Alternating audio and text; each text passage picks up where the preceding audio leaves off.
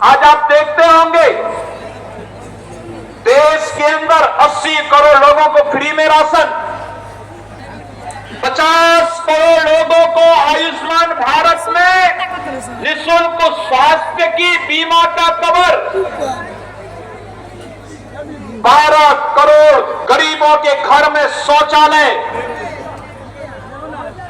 45 करोड़ गरीबों के बैंक में खाता खुलवा करके, चाहे वह जीविका बहनें हो, वृद्धावस्था पेंशन हो, निराश्रित महिला पेंशन हो, दिव्यांग जन की पेंशन हो या अनुसूचित जाति, जनजाति और पिछड़ी जाति के बच्चों की स्कॉलरशिप, ये सीधे एक क्लिक करके सीधे उनके अकाउंट में डलवाने का काम अगर किसी ने किया है, एनडीए की, बीजेपी और जदयू की इस सरकार ने प्रधानमंत्री मोदी जी के नेतृत्व में, उनके मार्गदर्शन में, नीतीश बाबू के नेतृत्व में काम बिहार के अंदर हो रहा है।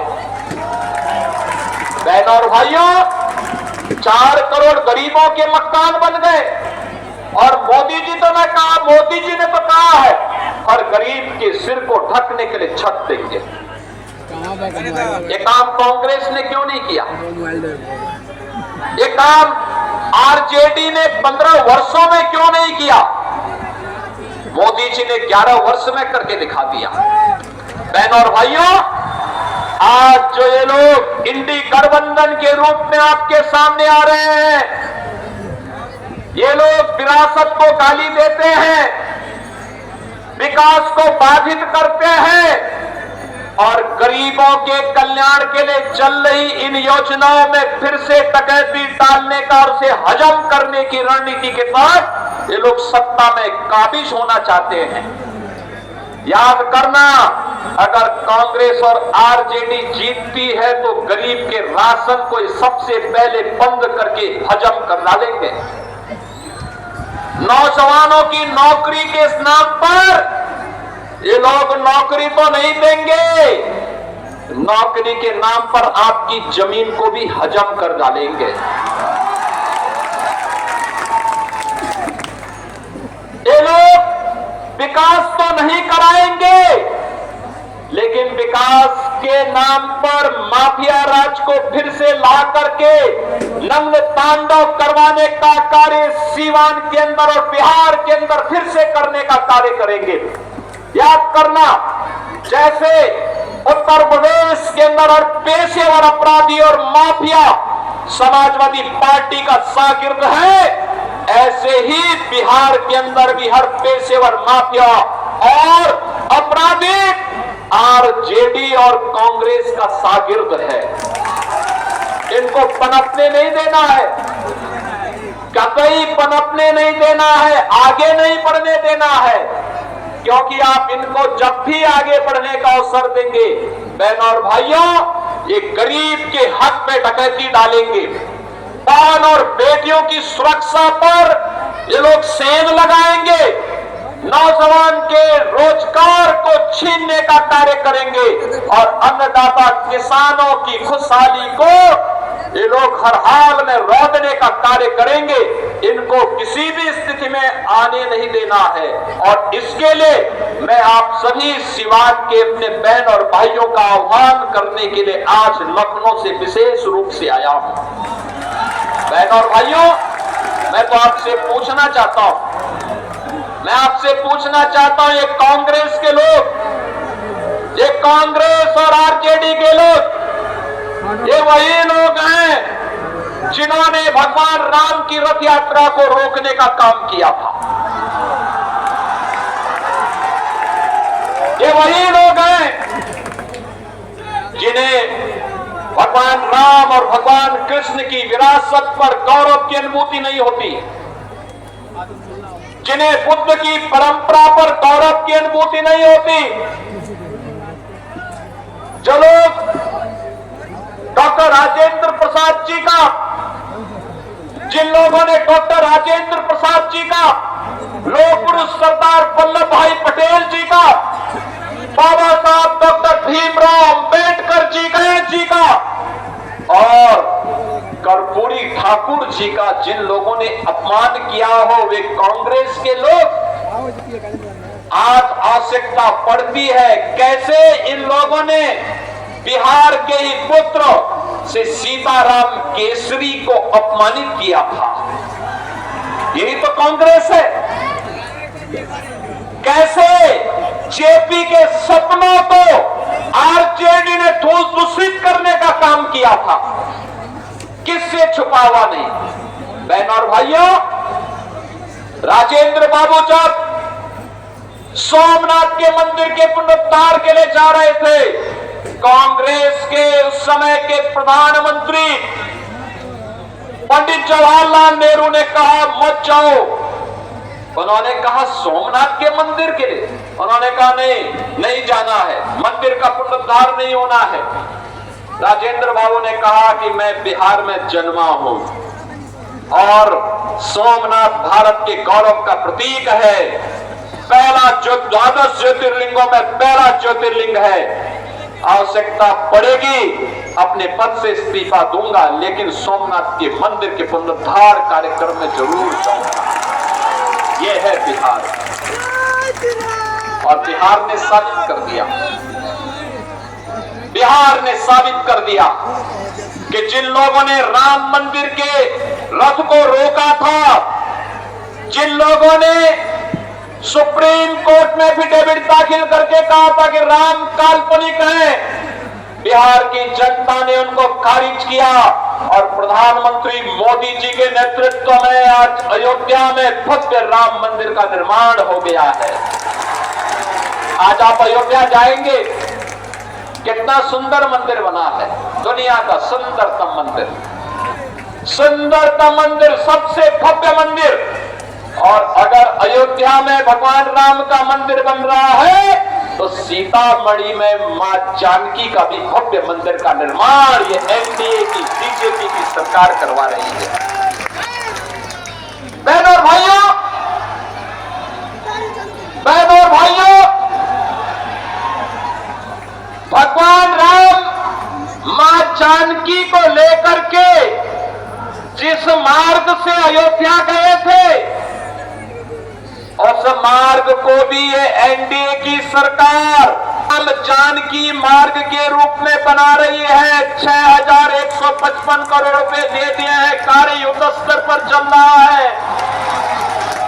अब बिहार अपनी पहचान के लिए मोहताज नहीं है। अब बिहार के अंदर कनेक्टिविटी है, सड़क की कनेक्टिविटी है, रेलवे की कनेक्टिविटी है, मेट्रो की बेहतर पब्लिक ट्रांसपोर्ट की सुविधा आ रही है, एयर कनेक्टिविटी है और इनलैंड वाटरवे की सुविधा भी अब बिहार के अंदर तेजी के साथ विकसित हुई है। अब बिहार के अंदर स्कूल बन रहे हैं, कॉलेजेस बन रहे हैं, इंजीनियरिंग कॉलेजेस बन रहे हैं, मेडिकल कॉलेजेस बन रहे हैं। अब अन्नदाता किसान को किसान सम्मान निधि का लाभ मिलता है, गरीब को राशन मिलता है, आजीविका बहनें ड्रोन दीदी बन करके आर्थिक स्वावलंबन के मार्ग पर अग्रसर, आर्थिक स्वावलंबन की ओर अग्रसर करने के लिए नीतीश बाबू के नेतृत्व में उन्हें पहली किस्त जारी हो गई है। बहनों और भाइयों, ये एनडीए है, बोलता कम है, करके दिखाता है। ये झूठे वायदे नहीं करता, पहले करता है फिर बोलता है। हमने कहा था ना कि रामलला हम आएंगे, मंदिर वहीं बनाएंगे, हो गया ना।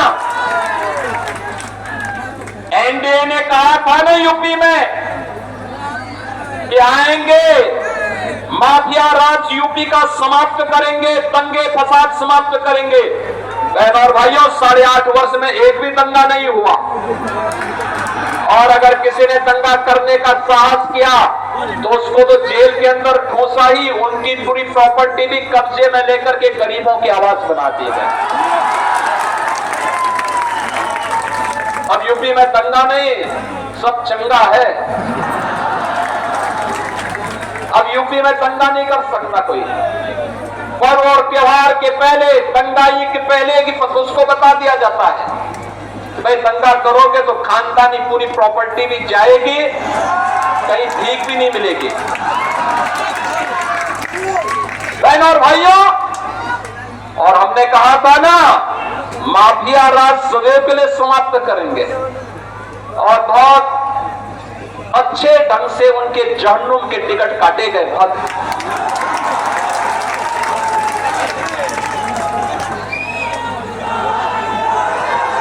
बिहार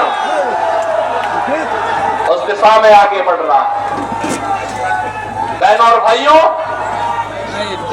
हर गरीब के लिए, हर गांव के लिए, हर किसान के लिए, हर नौजवान के लिए, हर बहन और बेटी के लिए, और इसके लिए प्रधानमंत्री मोदी जी के नेतृत्व में 11 वर्ष में एक भारत श्रेष्ठ भारत की तर्ज पर पूरे भारत को और विकसित भारत बनाने की दिशा में जो कार्य प्रारंभ हुए हैं, विकसित भारत के लिए जो मैंने कहा, विकसित बिहार चाहिए और विकसित बिहार के लिए एनडीए की सरकार फिर से चाहिए। और इसके लिए आप सभी का आह्वान है। 8 विधानसभा क्षेत्र हैं सीवान जनपद में, और रघुनाथपुर के उत्साह को देख करके तो मैं कह सकता हूं कि रघुनाथपुर में तो लोगों ने कह दिया कि खानदानी माफिया को फिर से नहीं आने देना है। और मैं कह सकता हूं कि सीवान की सभा को भारी बरसात के बावजूद मैं कह सकता हूं कि सीवान की जनता ने तय कर दिया है कि सीवान के साथ साथ जितनी भी हमारी विधानसभाएं हैं, बड़ौदा है, पढ़रिया है और अन्य 8 विधानसभाओं में एनडीए का परचम लहराएगा, इंडी गठबंधन गर्त में जाएगा। इनका झूठ और फरेब अब नहीं चलने वाला है।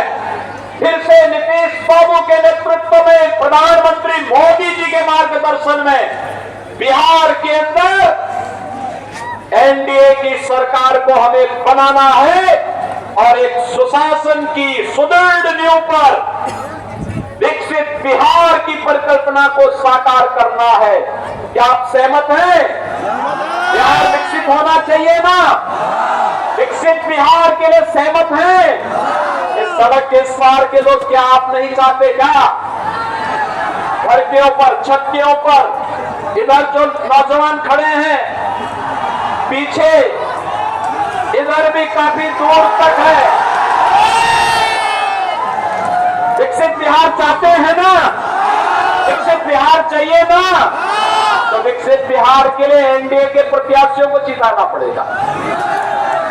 एनडीए के प्रत्याशी बीजेपी के हो, जेडीयू के हो, लोक जनशक्ति पार्टी के हो या फिर हम के हो, इन सभी में जिस भी पार्टी से दिया गया जो